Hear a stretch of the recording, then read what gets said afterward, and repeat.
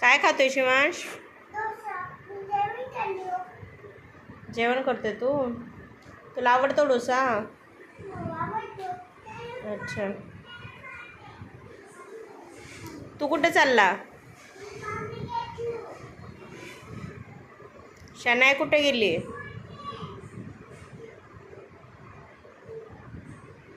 शनायाला बोलो, तिला बोल खाऊन घे डोसा.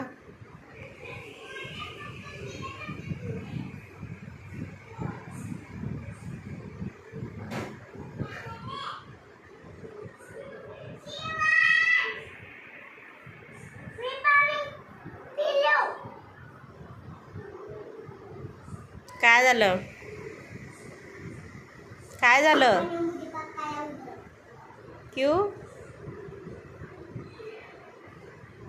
चल डोसा खा के ले.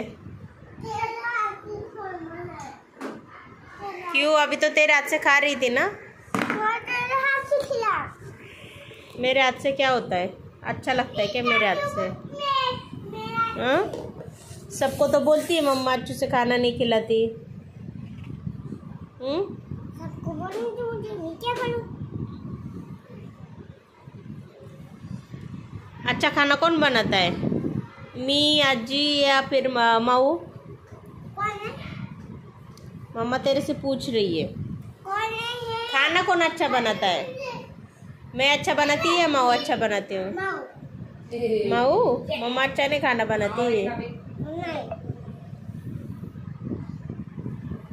ठीक है, कल से मम्मा खाना नहीं बनाएगी तेरे लिए, ठीक है? क्या? क्या? क्या?